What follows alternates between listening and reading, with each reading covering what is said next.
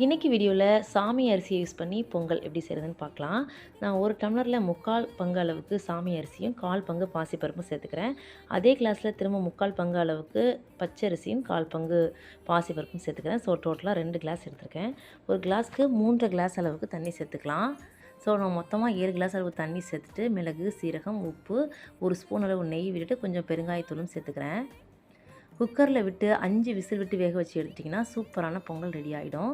So open பண்ணும்போது தண்ணியாக இருக்க மாதிரி தெரிஞ்சாலும் ஆற ஆற பொங்கல் வந்து சரியாக இருக்கும். ஸோ இப்போ தாளிப்புக்கு 3 ஸ்பூன் நெய் சேர்த்துட்டு கூடவே மிளகு, சீரகம், கருவேப்பிலை, இஞ்சி, முந்திரி பருப்பு சேர்த்து தாளிச்சுக்கிறேன். ஸோ இது எல்லாமே கொட்டி மிக்ஸ் பண்ணி எடுத்திங்கன்னா சூப்பரான சாமை அரிசி பொங்கல் ரெடி ஆகிடும். ரொம்பவே ஹெல்த்தியானது. உங்கள் வீட்லேயும் செஞ்சு பாருங்கள். செஞ்சு பார்த்துட்டு எப்படி இருக்குன்னு கமெண்ட்டில் சொல்லுங்கள். இந்த வீடியோ உங்களுக்கு பிடிச்சிருந்தா லைக், ஷேர் அண்ட் சப்ஸ்கிரைப் பண்ணுங்கள்.